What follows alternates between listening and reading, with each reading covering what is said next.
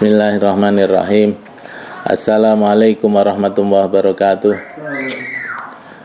Innal hamdalillah nahmaduhu wa nasta'inuhu wa nastaghfiruh wa na'udzu bihi min syururi anfusina min sayyiati a'malina may yahdihillahu fala mudhillalah wa may yudlil falan tajida lahu waliya mursyida. Asyhadu an la ilaha illallah wahdahu la syarikalah wa asyhadu anna Muhammadan abduhu wa rasuluh. Allahumma salli wa sallim wa barik ala hadzal nabiyil karim wa ala alihi wa ashabihi wa man tabi'ahum bi ihsan ila yaumiddin. Amma ba'du, para pemirsa online NU online yang dirahmati Allah, yang saya sayangi, saya banggakan. Alhamdulillah, mari kita bisa melanjutkan ngaji kita kitab Lubabul Hadis. Mudah-mudahan bisa lancar, berkah dan bermanfaat untuk kita semuanya. Kita lanjutkan sekarang, waktunya bab yang kedua. Bismillahirrahmanirrahim. Al-babus sani utawi bab kang kaping pindho, bab yang kedua iku fi fadilati la ilaha illallah, ing dalem mertelaake keutamaane lafadz utawa kalimat la ilaha illallah. Kalimat atau la ilaha illallah ini sendiri sudah merupakan kalimat sebutan yang istimewa, yang utama sekali, bahkan paling utama. Dalam hadis yang lain disebutkan Nabi Muhammad SAW itu pernah mengatakan, afdhalu ma qultu ana wan nabiyyuna min qabli la ilaha illallah. Paling utama-utamanya apa yang pernah aku katakan dan juga dikatakan oleh para nabi sebelumnya adalah sebelumku adalah la ilaha illallah. Jadi kalimat itu sendiri sudah kalimat baku yang sudah sangat istimewa, password untuk semuanya, baikan, merupakan jaringan kalimat kata yang paling istimewa, namanya afdhalu dzikri, sebutan yang paling utama. Nah, itu hanya kata itu. Qala Nabi sallallahu alaihi wasallam. Qala Nabi wasdawuh sapa Kanjeng Nabi sallallahu alaihi wasallam, muga paring rahmat takdim sapa Allah alaihi ing atase Kanjeng Nabi wasallam lan paring keselamatan. Iku qala wasdawuh, ya maksudnya man qala kulla yaumin la ilaha illallah Muhammadur Rasulullah mi'ata marratin jaa yaumal qiyamati wa wajhuhu kal badri. Man sapa wonge kala kang ngucap kulla yaumin ing dalem saben dinane la ilaha illallah Muhammadur Rasulullah, ing ucapan la ilaha illallah Muhammadur Rasulullah mi'ata marratin kelawan 100 ambalan, jaa mongko teka sapa wong mau yaumal kiamat ing dalem dina kiamat, wa wajhuhu lan wajahe wong mau iku kal badri kaya bulan purnama. Jadi orang yang mengistiqomahkan membaca la ilaha illallah Muhammadur Rasulullah, cuman dalam prakteknya niku la ilaha illallah, terus penutupnya Muhammadur Rasulullah satu kali. Jadi la ilaha illallah itu satu kali karena penutup ini adalah satu kunci saja, tidak perlu di dua kali. Ada yang mengatakan seperti itu, tapi lafadznya memang bunyinya la ilaha illallah Muhammadur Rasulullah. Mungkin itu sebanyak 100 kali dalam setiap harinya. Itu artinya mungkin bisa dijadikan di tiap habis sholat 20 kali misalnya, atau lebih dari itu misalnya, tapi ini maksudnya minimal 100 kali ini.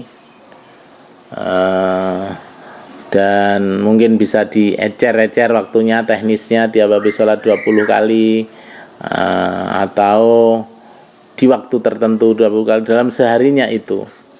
Nanti di akhirat wajahnya seperti bulan purnama. Ini sebetulnya merupakan isyarat bahwa orang itu nanti di akhirat betul-betul bahagia. Karena para pemirsa sekalian, di akhirat nanti manusia di alam ruhani itu wujudnya itu adalah wujud ruhani, Wujud rohani itu seperti wujudnya kalau kita sekarang ini kristal tembus kayak kaca itu, seperti kaca tapi halus, bukan keras seperti kaca, lembut tetapi tembus pandang gitu. Sehingga kalau dia bahagia terang gitu, rasa bahagianya itu bersinar itu ya, bukan hanya ungkapan kata apa itu namanya ya, kalau di dalam bahasa sekarang kan wajah bersinar berseri-seri itu kan kiasan ya. Itu di alam rohani nanti beneran itu. Jadi ketika orang itu bahagia bersinar, betul-betul bersinar, terang, padang, putih gitu, sinar yang bagus. Begitu pula sebaliknya, orang yang takut itu hitam, gelap gitu. Orang yang kesakitan merah, padam, merah kehitam-hitaman. Orang yang nanti di neraka itu yang kesakitan itu merah ke hitam, itu hitam ke merah-merahan itu, atau merah ke hitam-hitaman sampai kileng-kileng kayak blangki yang kena apa namanya? Blangki itu apa itu? Apa bahasa Indonesianya blangki itu? Apa? Bahasa Indonesia blangki apa? Aspal yang itu mengkilap, panas mengkilap gitu. Nah itu seperti itu, nanti seperti itu. Jadi karena bentuk badannya adalah seperti kristal, seperti apa yang tembus kayak ini, esensi wujud-wujud yang bersifat software itu kan seperti itu, tidak berwujud fisiknya. Sehingga maksudnya orang yang mengucapkan la ilaha illallah Muhammadur Rasulullah seharinya 100 kali nanti akan menjadi orang yang sangat bahagia. Di akhiratnya seperti itu. Di dunianya sebetulnya sudah sangat bahagia nanti. Tapi hanya cukup berseri-seri, wajahnya bahagia, tidak ada ketakutan, tidak ada khawatir, la khaufun alaihim wa lahum yahzanun. Dia menjadi kekasih Allah. Tapi di akhirat nanti akan berwujud seperti ini, seperti bulan purnama betulan. Wa qala sallallahu alaihi wasallam, afdalu dzikri la ilaha illallah wa afdalud du'a alhamdulillah. Afdalu dzikri utawi luweh utama-utamane sebutan zikir, ungkapan, kalimat, penyebutan atau ingatan pada iku la ilaha illallah, ucapan la ilaha illallah. Tidak ada ungkapan yang lebih utama dari itu. Wa afdalu du'a ilan utawi luweh utama-utamane doa iku alhamdulillah, adalah ungkapan alhamdulillah. Sehingga dua kata ini sangat istimewa, sangat kunci zikir supaya diperbanyak, karena ini ungkapan yang sangat istimewa tadi, la ilaha illallah, la ilaha illallah. Sehingga ini menjadi kunci kesuksesan manusia di dunia dan di akhirat, kebahagiaan. Sehingga disebut oleh Nabi di dalam hadis yang lain, disebut miftahul jannah, kuncinya surga, kuncinya taman. Sebetulnya ini isyarat kunci kebahagiaan maksudnya, di dunia maupun di akhirat. Namanya taman, dulu namanya tempat berbahagia itu ya taman kalau orang Arab itu. Sing apa namanya, ada pohon-pohon, ada mata air, sungai, ada perempuan-perempuan, pelayan, itu gambar taman yang indah. Nah, itu maksudnya bahagia. Di dunia juga gitu. Zikir itu la ilaha illallah itu menyebabkan orang nanti bahagia. Maka dia adalah kunci. Tapi karena kunci mesti ada gretelannya, itu yang menjadi rahasia. Bagaimana membukanya itu juga rahasia. Sehingga harus digurukan dengan orang yang memang petugasnya ini dari Allah. Ada orang yang di petugasnya yang bisa mengajarkan khusus memakai kunci surga ini, atau pemberi kunci surga dan bisa memakainya. Namanya biasanya disebut dengan mursyid, yang berhak atau yang bertugas untuk menjadi apa itu kalau pemasaran itu apa, peraganya itu apa, penjual yang memperagakan itu apa itu kalau Kalau yang dodolan itu, yang jualan itu, marketing yang bagian menjualkan, memperagakan, mendemonstrasikan itu, nah, membimbingnya itu juga begitu. Itu ada namanya talqin, yang mentalkinkan zikir. Zikir ini harus ditalkinkan, diajarkan, sehingga tahu persis bagaimana seni membukanya, ngongkeknya nengen apa ini, panjang pendeknya yang mana, itu ada seni mempergunakan sehingga akan bisa terbuka surga akan bisa terbuka, kebahagiaan akan bisa terwujud. Nah, ini yang akhirnya perlu kita butuh yang namanya wakilnya Rasulullah untuk mengajarkan. Sampai hari akhir ada itu, sampai hari kiamat nanti ada orang yang bertugas itu sebagai wakilnya Rasulullah. Dia memang, Rasulullah itu selalu mengangkat wakil, namanya khalifah di bidang. Jadi khalifah itu bukan konotasinya bukan hanya politik saja, selama ini yang banyak politik. Sebetulnya di dalam bidang agama, khusus bimbingan keruhanian ini ada juga wakilnya, Kanjeng Nabi. Dulu yang pernah merangkap lebih bagus ya.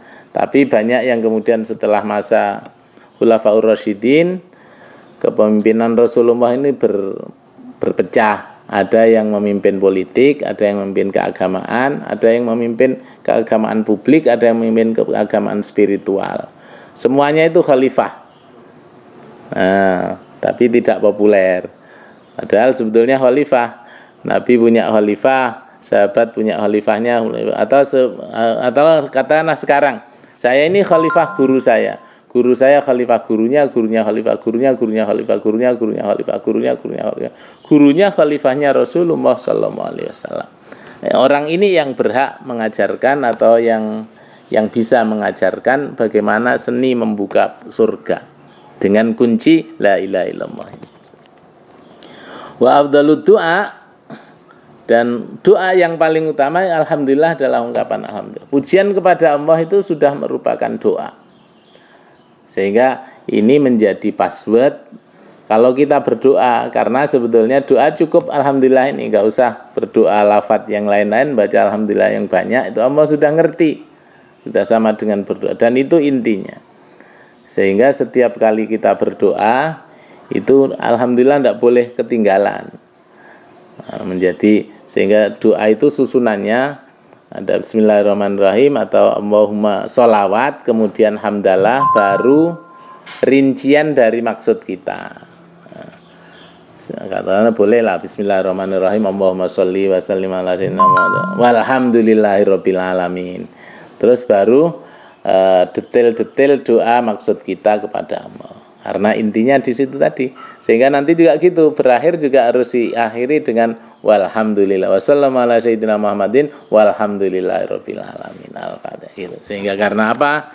Karena memang doa yang paling utama ya memuji pada Allah itu sendiri sudah merupakan doa, dan bahkan adalah afdhalud doa, sebutan atau permohonan pada Allah itu dengan cara memuji, menyeru kepada Allah yang paling utama adalah memuji.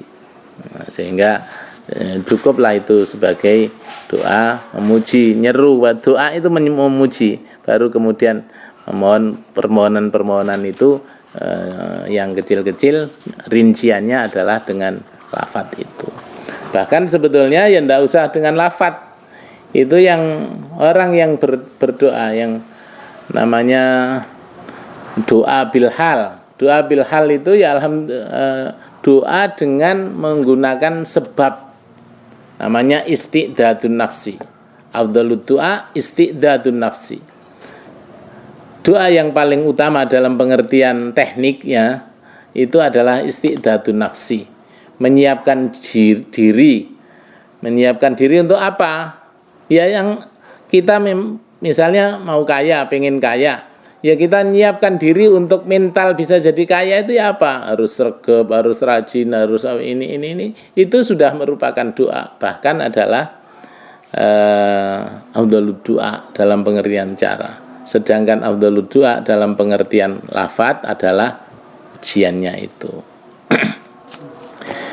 Saya kira demikian. para pemirsa sekalian, kita hanya tiga hadis ini dulu untuk bab kedua ini. Mudah-mudahan nanti kita bisa lanjutkan pada kesempatan lain sehingga ngaji kita sampai hatam kitab Lubabul Hadis ini. Mudah-mudahan selalu bermanfaat dan berkah untuk semuanya. Assalamualaikum warahmatullahi wabarakatuh.